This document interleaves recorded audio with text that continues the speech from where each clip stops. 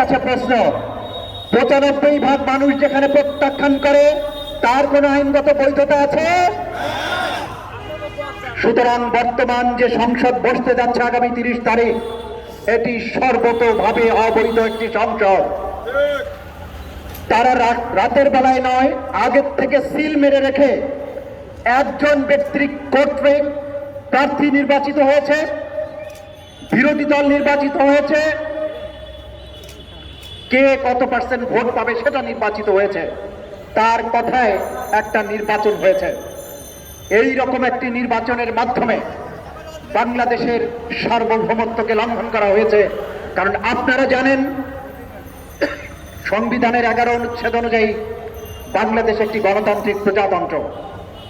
এই গণতান্ত্রিক প্রজাতন্ত্রে জনগণের ভোটে প্রতিনিধি নির্বাচিত হবে, কিন্তু একজন ব্যক্তি যেখানে নির্বাচন করেছে, এই সংবিধান অনুযায়ী তারা রাষ্ট্রদ্রোহিতার অপরাধ করেছে।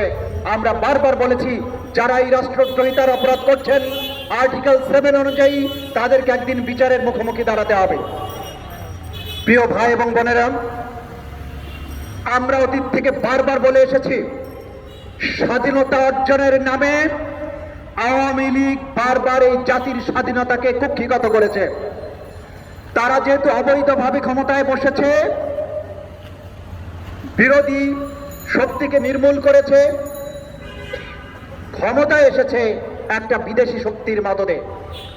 সে কারণে সীমান্তে যখন আমাদের সীমান্তরক্ষী বিজিবিকে পার্শ্ববর্তী রাষ্ট্রের নিরাপত্তা বাহিনী গুলি করে হত্যা করে, তখন তাদের কোনো সাহস হয় না তার প্রতিবাদ করতে। যে বিজিবিকে আমরা অস্ত্র তুলে দিয়েছি, এই জাতীয় অস্ত্র তুলে দিয়েছিল আমার সীমান্ত রক্ষার জন্য, আমার জনগণকে রক্ষার জন্য, আমার দুঃখিনী বোন ফেলারিকে রক্ষার জন্য।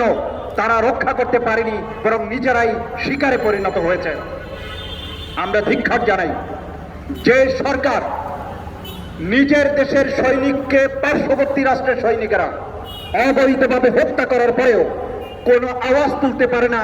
এই ধরনের নপুংসক পরাধীন সরকার বাংলাদেশে আমরা দেখতে চাই না। বাংলাদেশের ৯৫% মানুষের অধিকার কেড়ে নিয়ে বাংলাদেশের ৯৫% মানুষকে তারা কৃতদাসে পরিণত করেছে। আপনি চাকরি করতে যান, আওয়ামী লীগ ছাড়া চাকরি হবে না। ব্যবসা করতে যান, আওয়ামী লীগ ছাড়া ব্যবসা হবে না। লাইসেন্স দিতে যান, আওয়ামী লীগ ছাড়া হবে না। বিশ্ববিদ্যালয়ে যান, আওয়ামী লীগ ছাড়া হবে না। হলে থাকতে যান, ছাত্রলীগের গণরুম ছাড়া আপনার জায়গা নেই।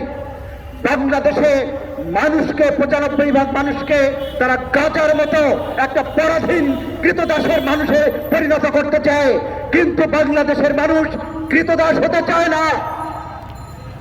বাংলাদেশের মানুষ তার স্বাধীনতার স্বার্থে আগামীতে আরেকটি মুক্তিযুদ্ধ করার জন্য প্রস্তুত আছে। যেই দেশের মানুষকে আপনি ন্যায্য মূল্যে খাবার দিতে পারেন না, চালের দাম বাড়িয়েছেন, দ্রব্যমূল্য বাড়িয়েছেন, পেঁয়াজের দাম বাড়িয়েছেন, চাকুরি নাই, ব্যবসা নাই, স্কুলে পড়ার অধিকার নাই, চিকিৎসা নাই, নিরাপদে রাজপথে চলার অধিকার নাই, সকল স্বাধীনতা কেড়ে নিয়ে বাহাদুরি দেখাও তুমি স্বাধীনতার সপক্ষের শক্তি, আর বাংলাদেশের ৯৫% মানুষ আসমান থেকে এমনি কি নাজিল হয়েছে হঠাৎ করে?